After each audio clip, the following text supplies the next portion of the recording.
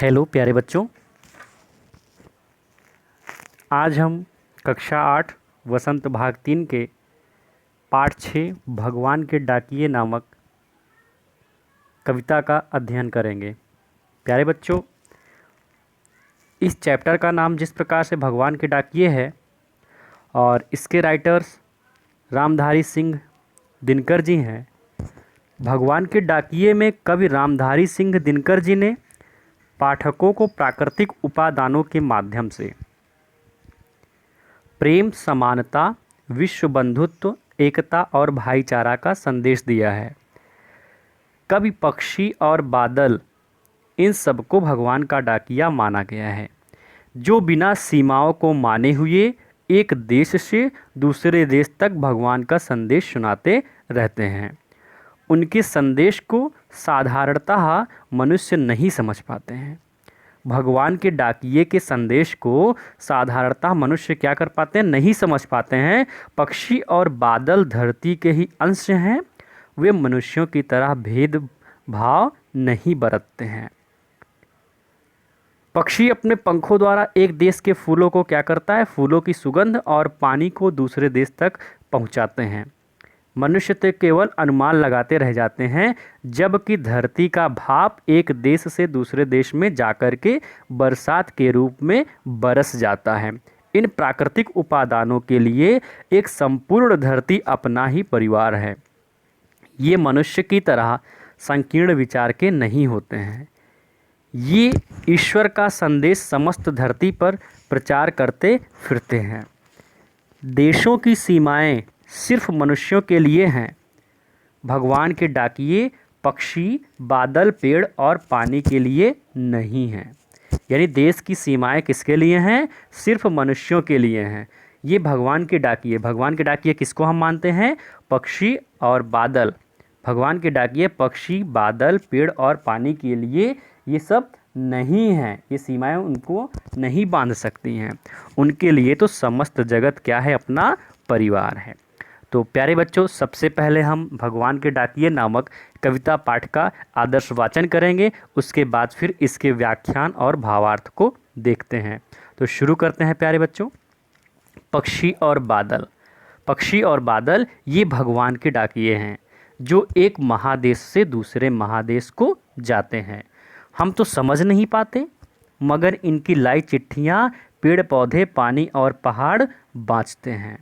हम तो केवल यह आंकते हैं कि एक देश की धरती दूसरे देश को सुगंध भेजती है, और वह सौरभ हवा में तैरते हुए पक्षियों की पंखों पर तिरता है,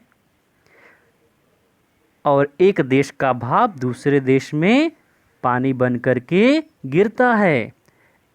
तो इसके राइटर रामधारी सिंह दिनकर जी हैं। तो प्यारे बच्चों, अब हम इसके भावार्थ के बारे में पढ़ेंगे और समझेंगे। तो शुरू करते हैं। पक्षी और बादल। पक्षी और बादल ये भगवान के डाकिये हैं, जो एक महादेश से दूसरे महादेश को जाते हैं। हम तो समझ नहीं पाते हैं, मगर उनकी लाई चिट्ठियाँ पेड़ पौधे, पानी और पहाड़ बाँचते हैं। तो इस अनुच्छेद की हम भावार्थ को समझेंगे। तो प्यारे बच्चों, प्रस्तुत पंक्तियों में कवि दिनकर जी ने बताया है कि पक्षी और बादल भगवान के डाकिये हैं। यानी पक्षी और ये बादल किसके डाकिये हैं, ये भगवान के डाकिये हैं।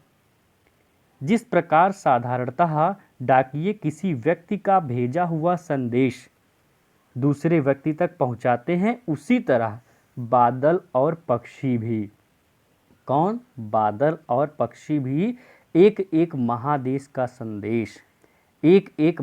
का संदेश कौन भेजेगा, बादल और पक्षी। ये क्या करते हैं, एक एक महादेश का संदेश दूसरे महादेश तक पहुंचाते हैं। मनुष्य अपनी संकीर्ण विचारों के कारण भगवान की भेजी हुई चिट्ठियां क्या कर पाता है, भगवान की भेजी हुई चिट्ठियां समझ नहीं पाता है।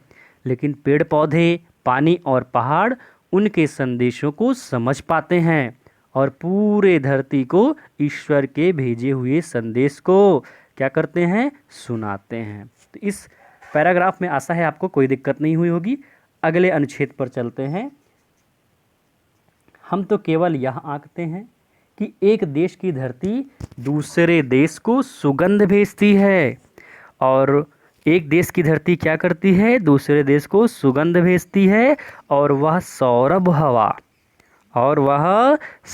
हवा में तैरते हुए पंछियों की पाँखों पर तिरता है, और एक देश का भाप दूसरे देश में पानी बनकर गिरता है। तो शुरू करते हैं, इसके भावार्थ के बारे में समझते हैं। हम तो केवल यह आंकते हैं कि एक देश की धरती दूसरे देश को सुगंध भेजती है, यानी कवि के अनुसार मनुष्य बहुत ही क्षुद्र प्रकृति का होता है। क्षुद्र प्रकृति का मतलब बहुत ही संकीर्ण मानसिकता वाला होता है, और वह अपनी छोटी सीमाओं में रहकर काम करता है।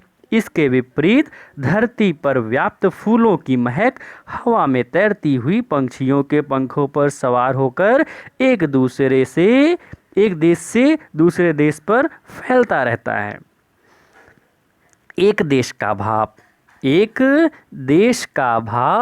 क्या होता है, दूसरे देश में पानी बन करके क्या करवाता है प्यारे बच्चों, बरसात करवाता है। एक देश का भाप दूसरे देश में क्या बन के, बारिश का बूंद बन करके बारिश करवाता है। इंसानों की तरह बादल एक सीमा में बंधे नहीं रहते हैं। इंसान तो एक सीमा में बंधे रहते हैं, यानी अगर एक देश का कोई व्यक्ति है, एक देश के नागरिक दूसरे देश में बिना किसी परमिशन के, बिना किसी कार्य के नहीं जा सकते हैं। किंतु ये जो पेड़ पौधे हैं ना, इनको किसी के परमिशन की आवश्यकता, आज्ञा की आवश्यकता नहीं है।